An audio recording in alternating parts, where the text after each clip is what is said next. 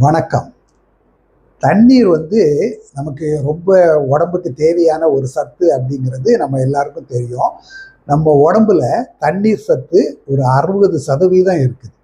இந்த தண்ணீர் எவ்வளோ குடிக்கணும்? அது குடிக்கலைன்னா என்ன ஆகும்? அதெல்லாம் பற்றி தான் இப்போ நம்ம பார்க்க போறோம். தண்ணீர் நம்ம சாப்பிடும் சாப்பாடு ஜீரணம் ஆகுறதுக்கே அது தேவைப்படுதுங்க. தண்ணீர் இல்லைன்னு சொன்னா ஜீரணம் சரியா நடக்காது. அதே மாதிரி நம்ம சாப்பிட்ட சாப்பாட்டுல இருந்து கிடைக்கக்கூடிய சத்துக்கள் உடம்பின் பல பாகங்களுக்கு சென்றடைவதற்கும் தண்ணீர் மிகவும் தேவை. இரத்த ஓட்டத்துக்கு தண்ணி ரொம்ப ரொம்ப முக்கியங்க. அதே மாதிரி நம்ம உடம்போட டெம்பரேச்சர் வெப்பநிலைன்னு சொல்லுவோம்ல, அது சீரா இருக்கணும்னு சொன்னா கூட தண்ணி தேவைப்படுது. நம்ம உடம்புல உள்ள மூட்டுக்கள், தசைகள் இதெல்லாம் வேலை செய்யறதுக்கு கூட தண்ணி தேவைப்படுது. ஏன் இப்போ நான் பேசிக்கிட்டு இருக்கிறேன்னா என் வாயில உமிழ்நீர் சுரந்துக்கிட்டே இருக்கணும். அப்பதான் நான் பேச முடியும். அந்த உமிழ்நீர் சுரப்புறதுக்கு கூட தண்ணி தேவைப்படுது.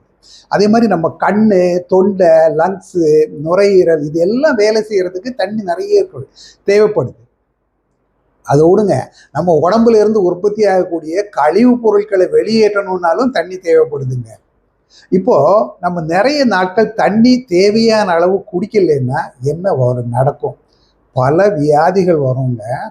உதாரணமா மலச்சிக்கல் வருவதுக்கு தண்ணி நிறைய சாப்பிடாதது ஒரு காரணம். யார் யாருக்கு மலச்சிக்கல் இருக்குதோ எல்லாரும் நிறைய தண்ணீர் குடிக்க பழகிக்கிங்க.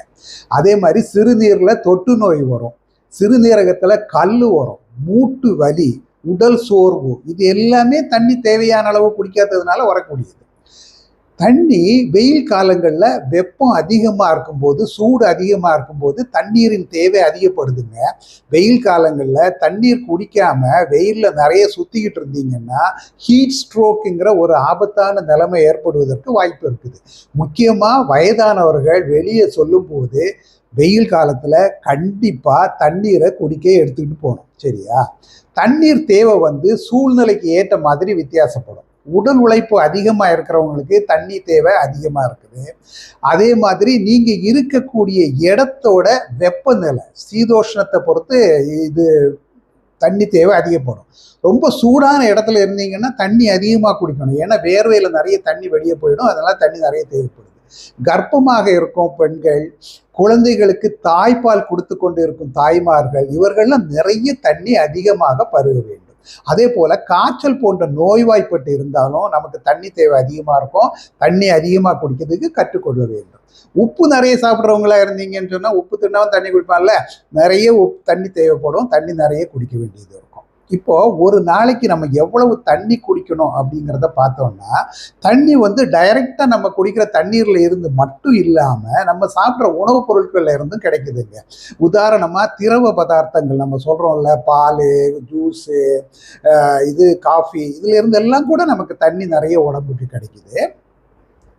நம்ம அறிவியல் ஆலோசனை கழகங்கள் என்ன சொல்லுது, மருத்துவ ஆலோசனை கழகங்கள் என்ன சொல்லுதுன்னா, பெண்கள் ஒரு நாளைக்கு 2.7 லிட்டர் தண்ணீர் குடிக்க வேணும். ஆண்கள் ஒரு நாளைக்கு குறைந்தது 3.7 லிட்டர் தண்ணீர் குடிக்கணும். இது சாதாரண மக்களுக்கு. இருதய நோய், சிறுநீரக நோய் இருக்கிறவங்களுக்கு தண்ணீர் தேவை வித்தியாசப்படும். உங்க மருத்துவர்கள் என்ன சொல்றாங்களோ அதுபடி நீங்க குடிச்சுக்கிட்டு இருக்கணும். நம்ம இப்போ தண்ணீர் தேவையான அளவு குடிச்சுக்கிட்டு இருக்கோமா இல்லையா பிறந்ததை எப்படி தெரிஞ்சுக்கிறது? ஒரு ஈஸி மெத்தட் இருக்குதுங்க. நம்மளுடைய சிறுநீர் போகுது இல்லை, அதோட கலர் நிறத்தை வச்சு நம்ம தெரிஞ்சுக்கலாம். சிறுநீரின் நிறம் வெளிர் நிறமாகவோ அல்லது கலர்லெஸ்ஸா தண்ணீர் மாதிரியோ அல்லது வெளிர் மஞ்சளாகவோ இருந்தால் நம்ம போதுமான அளவு தண்ணி குடிச்சுக்கிட்டு இருக்கிறோம்னு அர்த்தம். ரொம்ப மஞ்சளாக இருந்தால் ஒருவேளை நீங்கள் குடிக்கிற தண்ணீர் பத்தாமல் இருக்கலாம். நிறைய தண்ணீர் குடிக்க ட்ரை பண்ணுங்க. சரியா? தேவையான அளவு தண்ணீரை பருகுவதன் மூலம் உடலை மிகவும் ஆரோக்கியமாக நாம் வைத்துக்கொள்ள முடியும். சரியா? ஓகே, பாய்.